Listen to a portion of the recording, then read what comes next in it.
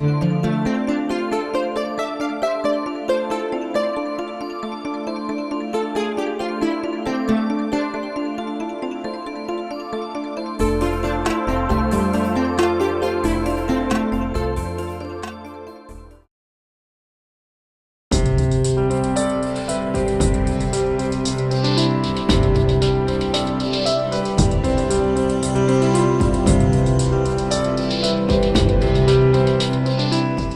name is Juan Arcila, and I am an admissions counselor and recruiter from USF Sarasota Manatee.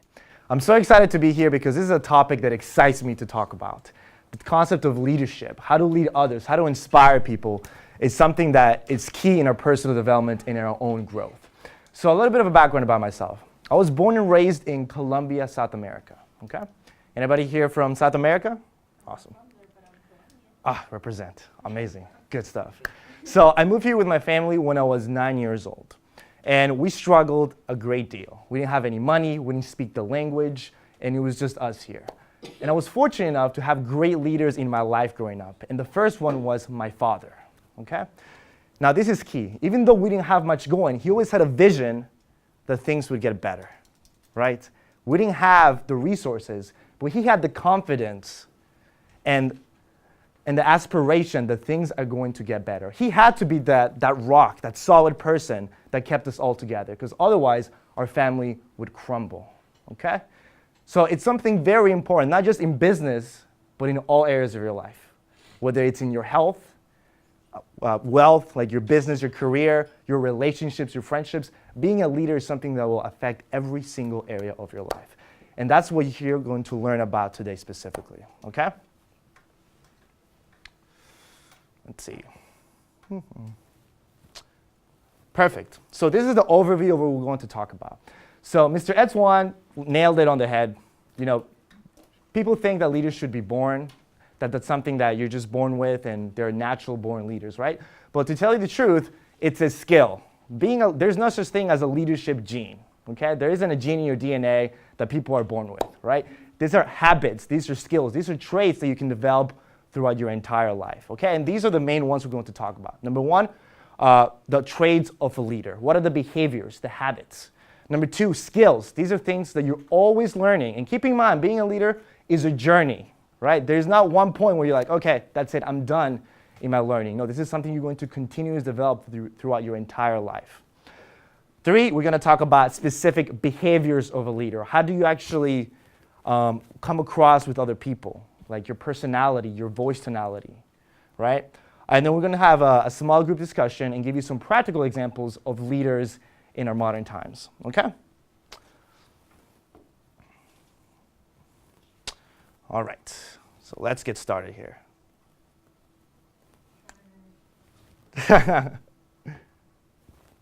Perfect, so you just click. Okay, so now we're going to talk about the traits of a leader. Right? There's different ones. These are behaviors that you can develop, and you can start right now. And one thing to keep in mind is that leadership is not something that you are, or not, it's not something that you do, but it's something that you are. It's how you actually come across on a day-to-day basis, right? So it's not like a technique that you use to get something out of it. That's something that should be integrated into your own personality, all right? So the first trait we're going to talk about is integrity, right? Let's check it out. What do you think are the most important traits in a leader? Well, let's just have a group discussion here. What are some, out of the top of your head, what do you think a good leader should have? Any questions about, yeah? Confidence is one, absolutely. Any other ones? Knowledge is good, okay. Respect. And respect, absolutely. So let's talk about four main ones. All right, all of them are completely right, and one of them is integrity. Now, what do you guys think integrity means? Any guesses? It's a big fancy word, but basically it means being true to yourself. A lot of the times we have responsibilities to our friends, our family, our parents, but integrity is the responsibility that you have to live up to your own standards and value, right? That's the most important thing you can do is, are you living up to your own standards, to your own boundaries? That's what integrity means, and that's something that you do every single day. Even like little things like doing homework. Are you committed to doing your assignments? Do you have that integrity to commit to what you started, right? Responsibilities to your friends, to your family members. That's what integrity is, and that's what a leader should have, okay? And like I said, you don't have to wait to have a big group project to practice these skills. This is something that you do on a day-to-day basis, even little things like that. Cleaning your room, right? Waking up at the right time, showing up to class. That's what integrity is. See, if you develop these habits on a day-to-day basis, when it really counts, when you have that big group project, when you're in a team maybe and you have that big game, or when you're giving that performance or a presentation, those skills will only be second nature to you. They'll be ingrained in your personality, right? So again, this is not a technique. This is something that you develop on a day-to-day basis, and that's what integrity means. Optimism. Okay, this is one of my favorite ones. There's different traits we're going to talk about, but optimism is so key. As a leader, you're going to be put under a lot of pressure. Social pressure with your friends, with your family, with projects and homework. But do you have the confidence and composure to handle all of that? And that is so key, right? Because you, as a leader, you're going to be the person that people look up to. And if you're crumbling, if you're shaking, how are they going to be confident in themselves when you're not confident in yourself as well, right? So, optimism. And what I like about this is that it comes in different forms as well. Yes, it's good to be realistic, but like giving you the example of my dad when we just moved to this country, it's very easy to be pessimistic about our current situation because we didn't have money, we didn't have all these different things. But he remained optimistic. He was realistic in the fact that he accepted what was going on and that he took action to help us move through, but he always maintained that sense of optimism and enthusiasm, that things were going to get better. And it sounds cheesy, but this is something that you should do every single day. Let's say you didn't study for a test or something. What are you going to do? What action steps are you going to take later to actually stop that from happening in the future, right? With personal problems that you have, with conflicts, you have to remain optimistic that there's going to be a solution and have the confidence that you will find a solution, even if you don't have that reference experience, okay? That's what being optimistic is all about. So commitment and creativity. Again, commitment, we talk about integrity. Integrity is living up to your own standards, to your own values. Commitment is more or less basically living up to other people's standards, right? Are you committed to helping others? Are you committed to get the project done, right? Do you finish what you start? That is what one of the keystones of a good leader is being committed to the project, to a specific goal, right? They make decisions fast, but they don't change their decisions just as fast. They take their time, they evaluate what's going on, they look at the different resources, and they figure out ways to stay committed to their task and their goal. And as a leader, you have to be that person. You have to have that vision and follow through every step of the way, all right? And creativity has to do with being resourceful, right? You're going to be dealing with a lot of problems throughout your high school career, with your college career, and people are going to be freaking out. Again, when it comes to optimism and integrity, you're supposed to be the solid rock. You have to find creative solutions.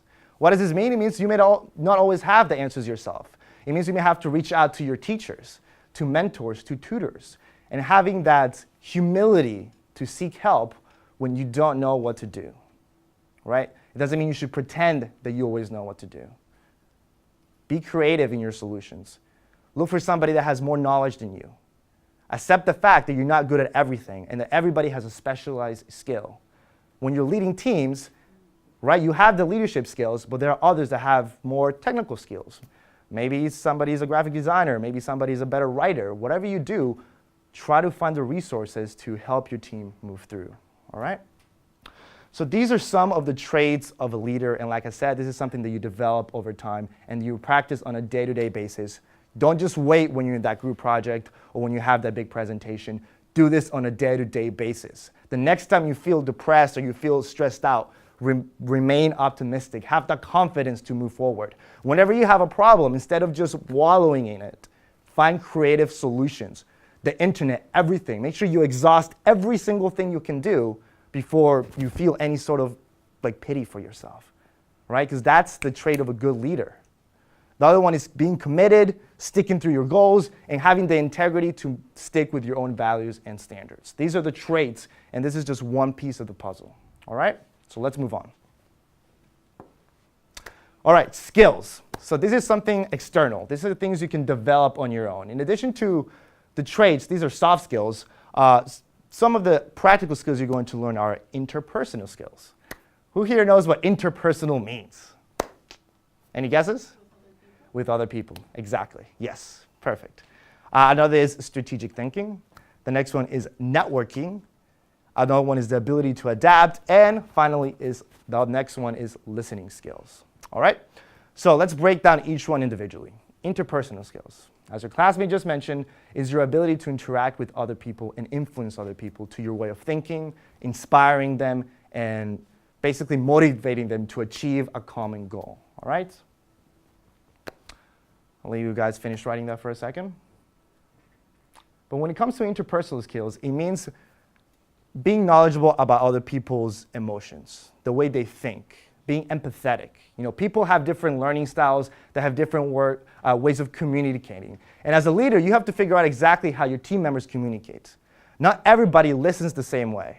If you're a go-getter, if you're very extroverted, not everybody appreciates that energy as well. So you have to be empathetic enough to know how the other person communicates, right? And exactly how your team works. You have to figure out the dynamics between the team so you're an effective unit. And that's what interpersonal skills are, okay? The next one is strategic thinking. So talking back about vision, right? You have to be like a master chess player. You have to have that vision of where the team is going to go and figure out different strategies to achieve that common goal. And I know this sounds very abstract, but these are things you're going to pick up on your day-to-day life, right?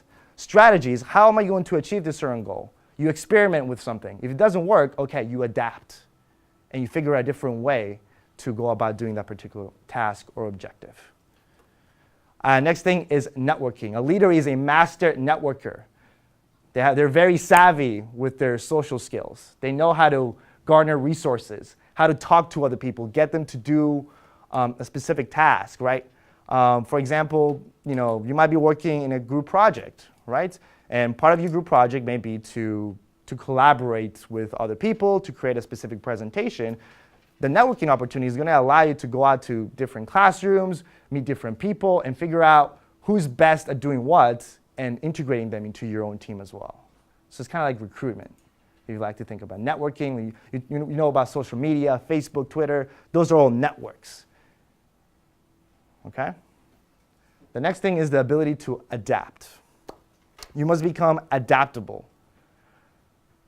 So a lot of people think that leaders are very narrow-minded, that you just have to stick with your goal no matter what, into your particular way of thinking. No, you got to be adaptable. You got to be able to take on different ideas.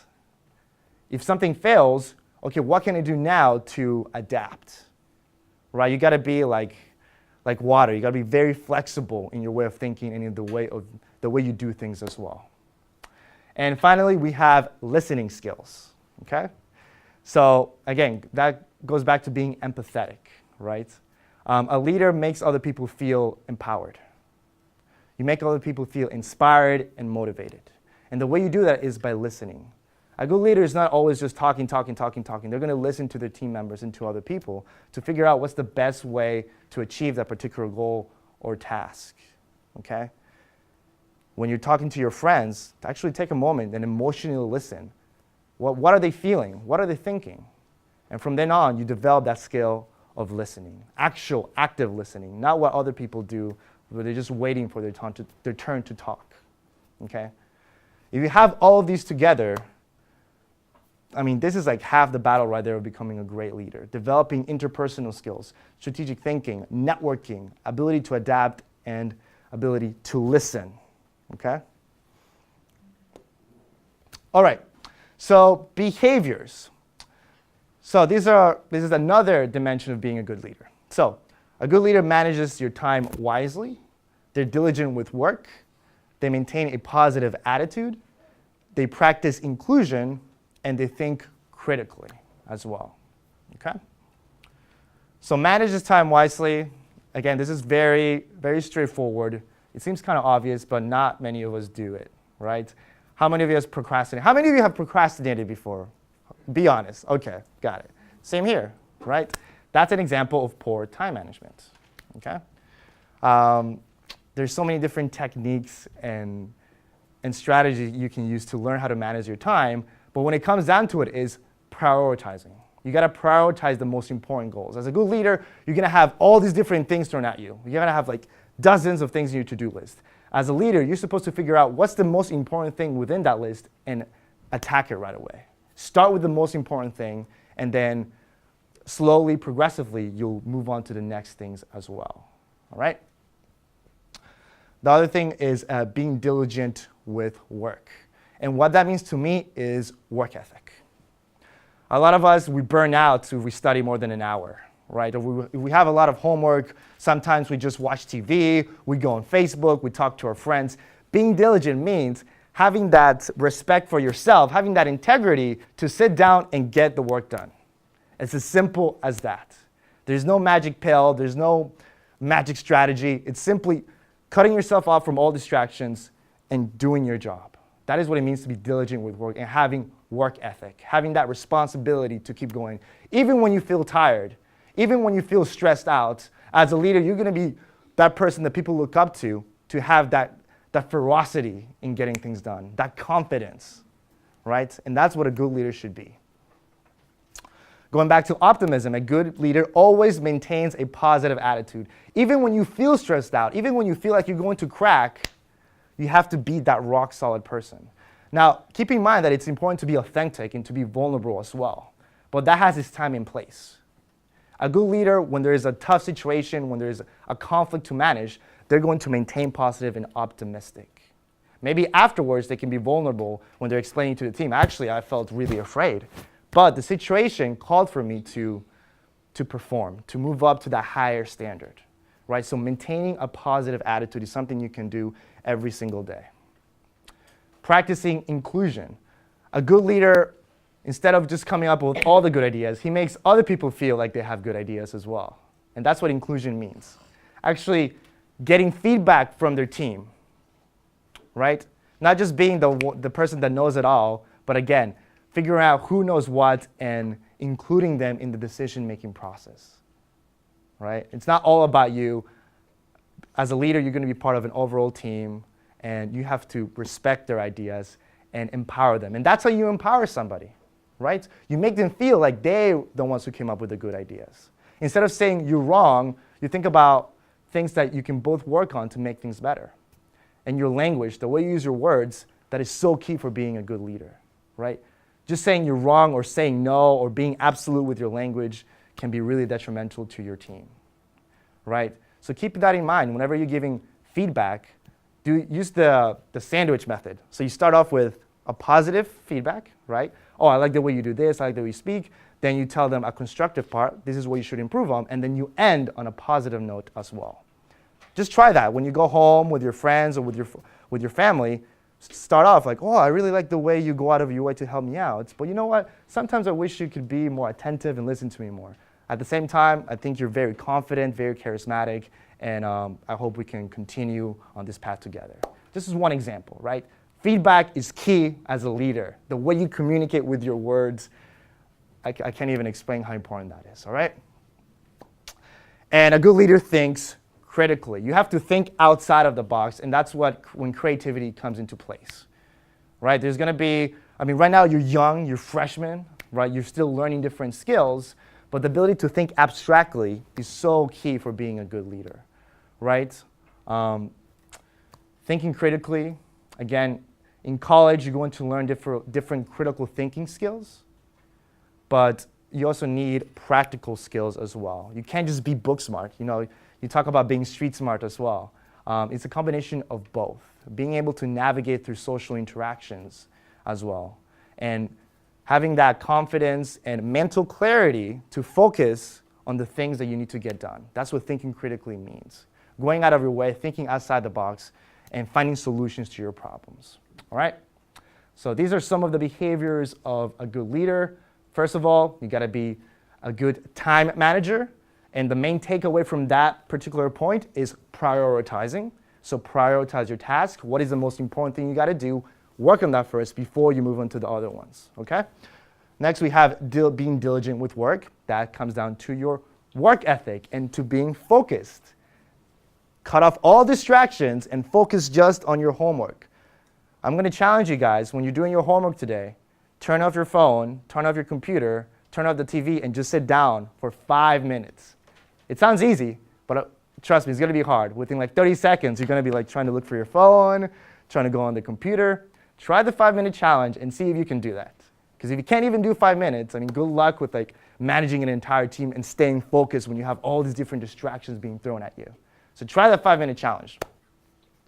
Maintaining a positive attitude, very straightforward. Stay optimistic. Even when things seem bleak and hopeless, you have that vision that things are going to be better. And practicing inclusion, making other people feel empowered. Practicing that sandwich model of feedback, good positive feedback, what you want them to improve, and ending with a positive note as well.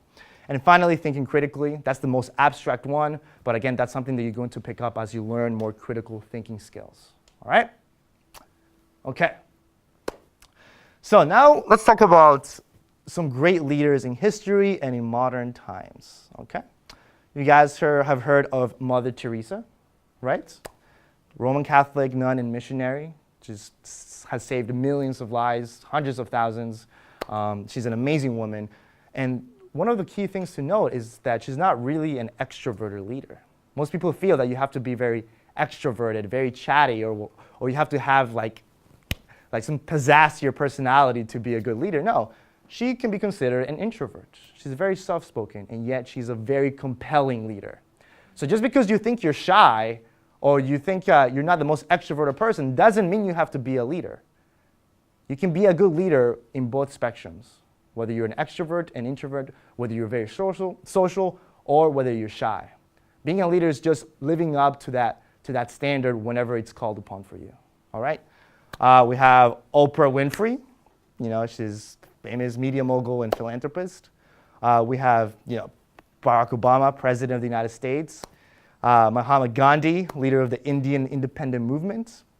Abraham Lincoln, 16th President of the United States and a lawyer himself, and he was also an introvert, right? He wasn't the most extroverted person. He had to work on his public speaking skills. We talked about communication being really important, right? Same thing with public speaking. You have to get up whenever you have the opportunity to do so, raise your hand and answer a question, right? Give class presentations. That's a skill that you develop over time. And Abraham Lincoln was one president who was terrible at public speaking to begin with, but he developed that skill over time as well. Okay? And of course, Reverend Martin Luther King Jr. I'm sure you guys have heard of him, of course. I mean, he was a very charismatic speaker. Very charismatic, very compelling as well. He is the epitome of everything we just talked about. The integrity that he had was almost otherworldly, right? Everything we talked about, he integrated into his own his confidence, making people feel empowered, being an empathetic listener, knowing how to communicate with a person. I'm going to encourage you guys to go on YouTube and look up videos of all these people giving speeches. Look at speeches with Martin Luther King Jr., Barack Obama, Mahatma Gandhi. They're very old videos, but you can still pick up on different things and see how they communicate with the crowd, right? And keep in mind that those are skills you can develop as well. All right? Good stuff. Okay, so leadership opportunities at Booker. Here in your high school, how can you develop being a leader? Like I said, this is not something that you should wait until you're giving a presentation or in the big game. This is something you do on a day-to-day basis. So one thing you can do is join a club. There's the Key Club. Volunteering. You're going to be with other groups of people. You're going to practice how to be a leader, how to communicate, how to work and get along with different personalities, right? Because you can't always get along with everybody, but you can at least try to and see who you connect with. With volunteering, you're going to give back to your community, so you're going to develop that empathy towards other people's needs as well, okay? The ACE Club, I'm not sure what the ACE Club is about mostly. You guys know? Yeah. What do you guys do in the ACE Club?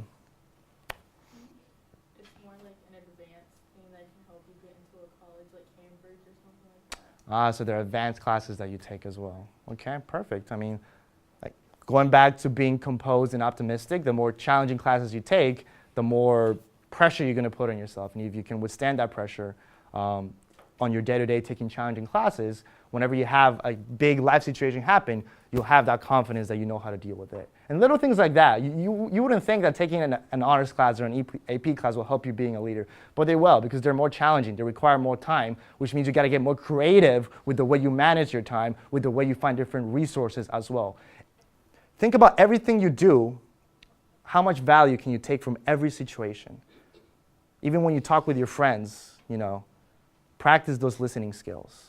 When you're taking classes, when you're just like super tired, dig deep and find that energy to get it done. That is the work ethic that you need, right? Life is just a big canvas for practicing all these different skills. In high school, now that you're a freshman, oh my God, if I knew this back then, wow, I think my learning curve would have been cut drastically if I had known all these things back then, right?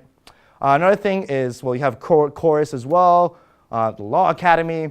Just any club. It doesn't matter what club it is. Anything with people in it, start being part of it. So I'm going to challenge you guys to at least, if you haven't done so already, look for a club that you're interested in and just attend one of their meetings.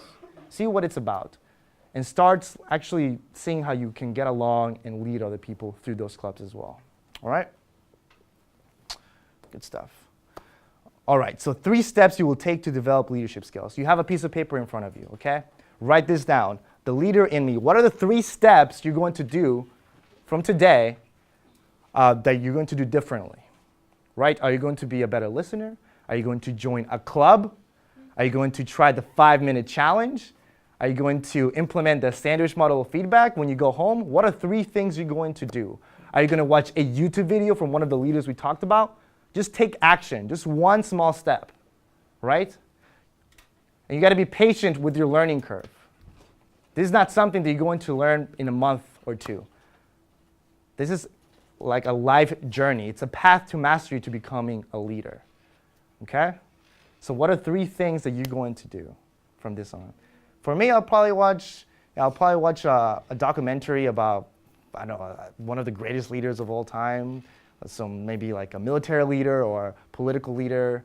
A mentor. I'm going to seek out mentors, people that own their own businesses, take them out to lunch, and learn from their experience as well.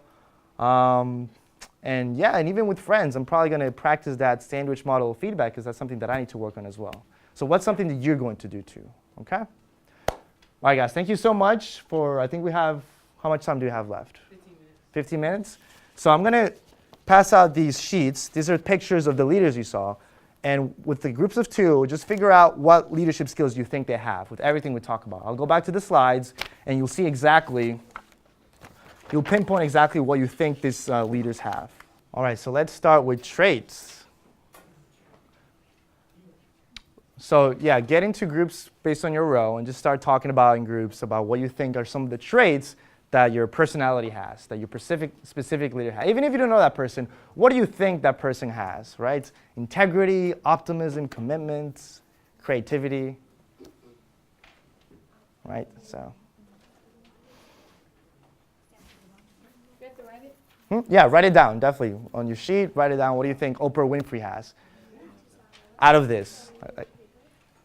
So choose one out of these 4. What do you think is what's something that pops out at you that you think that leader has? All right, so let's move on to the next one here. Skills. So similar to what you just did, what are some skills you think these leaders have?